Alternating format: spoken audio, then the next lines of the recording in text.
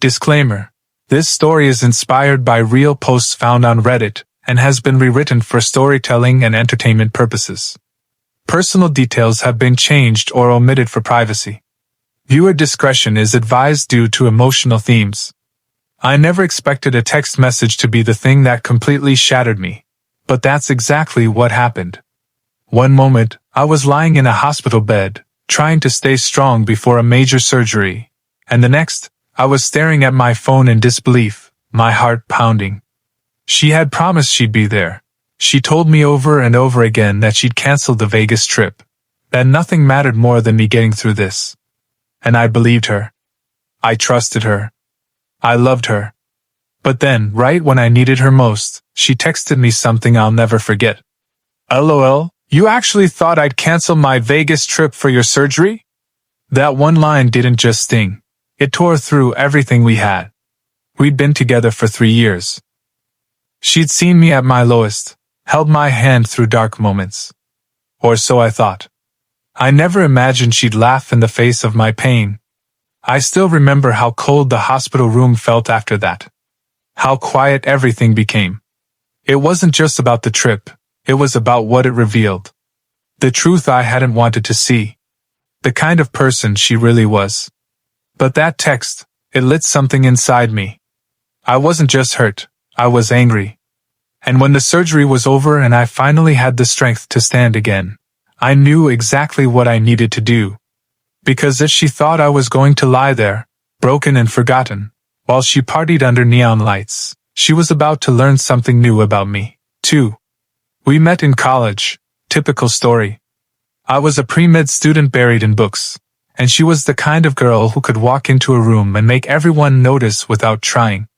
At first, I couldn't believe she was even interested in me. But somehow we clicked. She said she liked how grounded I was, how I didn't get caught up in drama. And I liked how she brought a kind of energy into my life that I didn't even realize I needed. Things moved fast. She became my person, birthdays, holidays, late-night study sessions. When I got sick last year and found out I needed surgery, she was there for every doctor appointment, every scan, every conversation about what could go wrong. Or at least, she acted like she was. She'd hold my hand, tell me not to worry, that she wasn't going anywhere. That I had her. But something changed about 2 months ago. She started getting distant, less responsive, more glued to her phone, always saying she was too stressed to talk. Then came the Vegas trip. At first, it was just something she mentioned casually. Just a weekend with the girls, she said. I need a break, you'll be fine. I reminded her my surgery was scheduled that same weekend. She acted like it slipped her mind. Still, I trusted her. I really thought she'd do the right thing. But then the night before my operation, while I was hooked up to IVs and trying to calm my nerves, she sent that message. That one message that flipped everything upside down. And that's when I realized I hadn't just been blind. I'd been choosing not to see it. Whatever was really going on, it was bigger than a trip. The morning of the surgery, I tried not to think about her. Tried to focus on the nurses coming in and out, the cold metal tools, the beeping machines, anything but the ache in my chest that had nothing to do with my condition. But every time my phone lit up, I hoped it would be her saying she was on her way. That she changed her mind. That she remembered what this meant. Instead, I got silence, and a few hours later, I saw her Instagram story. It was a video of her laughing in a limousine, holding a champagne bottle, surrounded by her friends. The caption read, "Vegas, baby! Let's forget the drama this weekend." And that's when the real conflict hit me, not just between me and her, but inside me. How could someone claim to love you, and then disappear when it really mattered? But that wasn't all. After surgery, while I was recovering, my best friend Mark came to visit.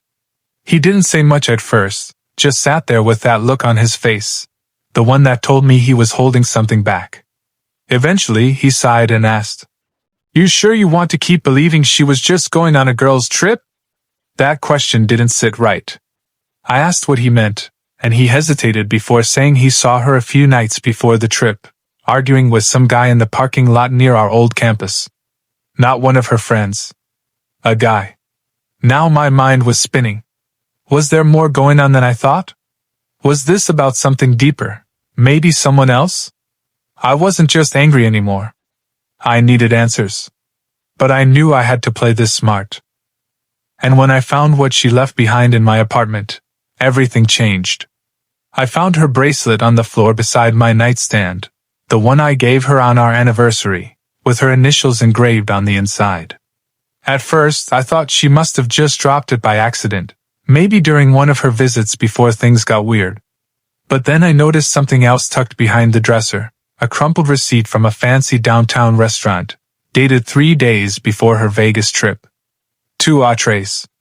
1 bottle of wine. A note scribbled on the back that said, "Next time, my place?" And it wasn't in her handwriting. I just stared at it, heart racing, everything starting to come together. This wasn't just selfishness or bad timing. This was betrayal. And suddenly, the silence, the distance, the fake smiles, all of it felt like a puzzle I hadn't realized I was solving. Still, I needed more. I needed confirmation, something solid. So I did something I never thought I'd do. I logged into her laptop. The one she always left at my place when she stayed over. I didn't even need a password. She'd used the same one for years. And that's when the messages started flooding in. A guy named R. Dozens of chats. Flirty texts. Hotel bookings. A photo of the two of them, his arm around her waist, her smiling like she hadn't smiled with me in months. The worst part? She had told him about my surgery. She had laughed about it. "He'll be fine. He always bounces back. I just need this weekend." I felt like the floor dropped from under me. But instead of confronting her right away, I started planning something else. Something quiet. Something calculated. Just when I thought I had seen the worst of it, something else came up, something that flipped everything on its head. I was sitting in my living room, still reeling from the messages, trying to decide if I even had the energy to confront her, when my phone buzzed. It was an unknown number. At first, I ignored it, but then a second message popped up. "You don't know me, but I think we should talk. It's about her." I hesitated, heart racing again, then replied cautiously. Within minutes, the stranger sent a photo. It was her again. But this time, she wasn't in Vegas. She was in the same city, just blocks away from where I was recovering. The photo showed her stepping into a condo with the same guy from the restaurant receipt. At first, I thought it had to be old. Maybe a memory, a coincidence. But the timestamp was from that day. While she'd been posting old clips on her Instagram story from Vegas, making it look like she was still partying out there, she had already come back, quietly. That's when the second plot twist hit me. She didn't just lie about the trip. She staged the whole thing. She used Vegas as a cover to hide something closer. Something deliberate. She wasn't just escaping my surgery, she was erasing me from her life, step by step. And now there was someone else watching her, someone who clearly had a stake in this. I didn't know if it was a friend, a former fling, or someone else she burned. But whoever it was, they had receipts. The betrayal was no longer just personal. It was part of something much bigger. And whatever game she thought she was playing, she just invited me to play back. I told the stranger to meet me at a nearby cafe, somewhere public, just in case. I didn't know what to expect, but when she walked in, I recognized her instantly. It was the guy's ex-girlfriend. She introduced herself quietly, sat down across from me, and pulled out her phone. "You're not the only one she's been lying to," she said, then opened her gallery. What I saw made my stomach turn. There were photos, videos, and voice notes. My girlfriend and this guy had been seeing each other for almost 6 months. But here's the part that hit harder than anything else. He didn't even know about me. She told him I was her sick brother. She had used my condition, my surgery, as a cover story for her double life. Everything suddenly clicked. Why she never posted photos with me anymore. Why she kept saying, "He's in the hospital again." Like it was a chore. She wasn't embarrassed by me, she was using me. I sat there frozen, not even sure what to say. But the ex wasn't done. She's done this before. She whispered. She builds these stories, switches between lives until one crashes. That was it. I had all the proof, and now, all the perspective. So I did the one thing she never saw coming. I sent the guy everything. Screenshots, messages, dates. I didn't say a word, just let the truth speak. That night, she finally called me. But it wasn't to apologize, it was to scream. You ruined everything, she shouted. And that's when I said it, calm as ever. No, you did. But the twist? A week later, I got a message from a burner account. It just said, "You think it's over." But it's not. At first, I thought the message from the burner account was just her way of trying to get the last word. Maybe a weak attempt to scare me. But days passed, and nothing else came. No more drama. No more lies. Just silence. And for the first time in months, I started to feel peace again. The guy she was seeing? He blocked her, deleted every trace of her, and even reached out to thank me. Said he felt like an idiot for not noticing sooner, but also like a weight had been lifted. We never spoke again after that. We didn't need to. We were both just trying to move forward. Her Instagram went quiet. Friends started messaging me, saying they had no idea what she was really like. Turns out, I wasn't the only one she'd burned. It all unraveled piece by piece, and eventually she disappeared from our circle completely.